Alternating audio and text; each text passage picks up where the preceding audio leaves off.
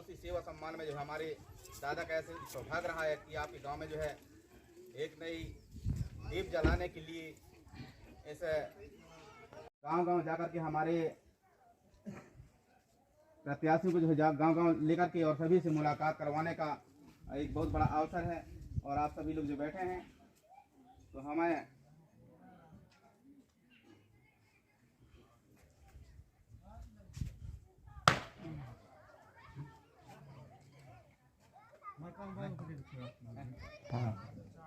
तो हमारे आपके बीच में जो है हमारी गौरवाना गणतंत्र पार्टी के हमारे शुभचिंतक और रात दिन जो है हमारे इस क्षेत्र में घूम जो अच्छा करेगा भाई वो उसके कर्म के अनुसार नाम होता है। तो मैं ज़्यादा और न कहते हुए हम आप सभी के बीच में और एक ही हमारा उद्देश्य है कि हम सब मिलकर और पूरे क्षेत्र में इतना अच्छा वातावरण है इस बार कि निश्चित है परिवर्तन होगा। कि दोनों प्रत्याशियों के बदले में अगर कहीं भी नए प्रत्याशी उतारते ये दोनों के कारण कि दोनों को जान गए, इनकी अब जानने के लिए कुछ बचा ही नहीं।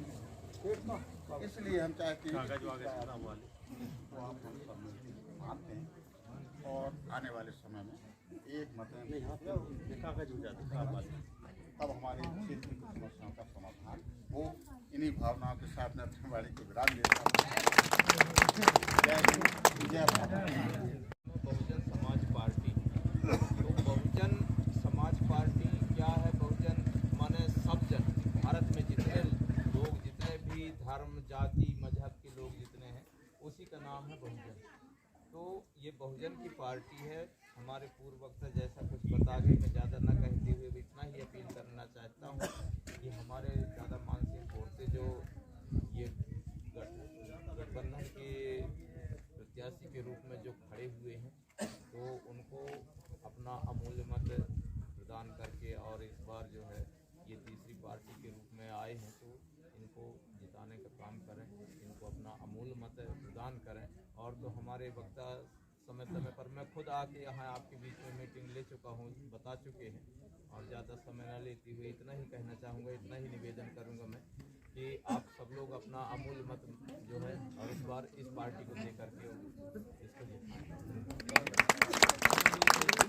पड़िया गाँव की पावन धरती पर हमारे ग्रामवासी पड़िया गाँव के आसपास के यहाँ पर आप सभी एकत्रित हैं। आप सभी ग्रामवासियों को आप सभी और पितृशक्ति मातृशक्ति आप सभी युवा शक्तियों को नमन करते हुए जैसा कि हमारे पूर्व वक्ताओं ने आपके बीच में माननीय हमारे नानसिंह मार्को जी अपनी बात रखे। हमारे समझ लेना चाहिए। अभी जो है फासिल पार्क बनेगा घोघवा में, फासिल पार्क में अभी 808 गांव उजड़ने वाले हैं। 808 गांव उजड़ने वाले हैं फासिल पार्क घोघवा में। तो हम लोग कहेंगे कि अरे नहीं उजड़ है, इतना लोगों को ले जाके कहाँ रखेगा सरकार? सरकार को चिंता है क्या? सरकार को चिंता है? कोई भी सरकार को चिंता है? हम आप लोगों को कुछ चिंता नहीं है। उनको तो ये चाहते हैं कि ये लोग कम से कम नहीं तो खत्म हो जाए, तब इनके जो जल जंगल जमीन है उनको हम अपने कब्जे में लेकर के बड़े बड़े कंपनियों को अंडानी अंबानी जो बड़े बड़े कंपनी उनको दे दें और यहाँ क्या पोसेंगे? बघवा, यहाँ पोसेंगे बघवा, भोटरी, सांभर, हिरना, हरहा। और उनको कौन देखने के लिए आएगा? विदेश के देखने के लिए आएंगे। जो रेस्टोरेंट बड़े बड़े रहेंगे वहाँ पर किराए से यहाँ देखने के लिए आएंगे और यहाँ से विस्थापित होकर भगा दिए जाएंगे। ऐसा होगा? हम लोग सोचेंगे कि ऐसा नहीं हो सकता। हो गया है। 132 गांव मानपुर ब्लॉक में उमरिया जिला में 132 गांव को उठाने के लिए आदेश आ गया है वहां से। और वहां कोई एक वर्ग नहीं रह रहा है, कोई एक एसटी रह रहा है या एससी रह रहा है या पिछड़ा वर्ग रहा है या जनरल रहा है। हर वर्ग के आदमी 132 गांव में है और सब लोग वहां पर विरोध किए, सब लोग समर्थन किए। हमारे लोगों ने उमरिया में जो है उसका आम सभा करके कलेक्ट्रेट में और वहाँ पर जो है आंदोलन जताया कि हम यहाँ से उठना नहीं चाहते। तब हमारे बहन बेटियों को मारा गया पुलिस के द्वारा, अश्रु गैस के गोले छोड़े गए, कैनन पानी वहाँ पर उनके ऊपर छींटा मारा गया।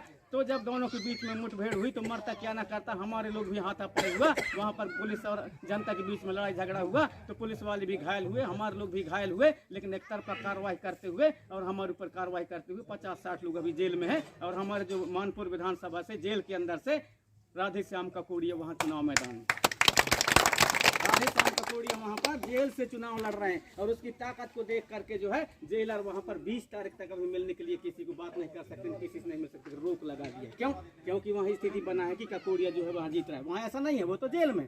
कौन छपवाए पर्चा, कौन फार्म भरे? फार्म सब गाँव वाले वहाँ सब भर रहे हैं, पर्चा सब गाँव वाले कर रहे हैं। इस गाँव से पड़रिया से जा रहा है कोई आदमी, सचौली के जा रहा है, वहाँ धनगांव का जा रहा है, उधर आगे वहाँ पिटरी वाले जा रहे हैं, दुल्लूपुर में, ऐसा इस गांव से उस गांव सब प्रचार में लगे हैं, सब जनता कर रहे हैं प्रचार। क्योंकि जल जंगल जमीन और उनके हक के अधिकार के लिए लड़ाई के लिए उन्होंने आज जेल में है, इसलिए सब लोग उसके समर्थन कर रहे हैं। तो आप सब लोग हमारी ऐसी व्यवस्था यहाँ सब स्थापित कैसे हो? यदि इस प्रकार के हम लोग छोटे छोटे चीज़ों में ये आते हैं, जो चुनाव उस समय फांदा लगाते हैं, फांदा चुनाव जब आता है तो फांदा लगाते हैं तरह तरह से, और फांदा लगाते हैं जैसे बंसी लगाते हैं, तो बंसी लगाते हैं तो क्या करते हैं ये लोग, बड़े बड़े जो मछली होते हैं उनके लिए गरा लगाते हैं, गरा बड़ा फांदा, और जो मझोल मेर के मछली होते हैं।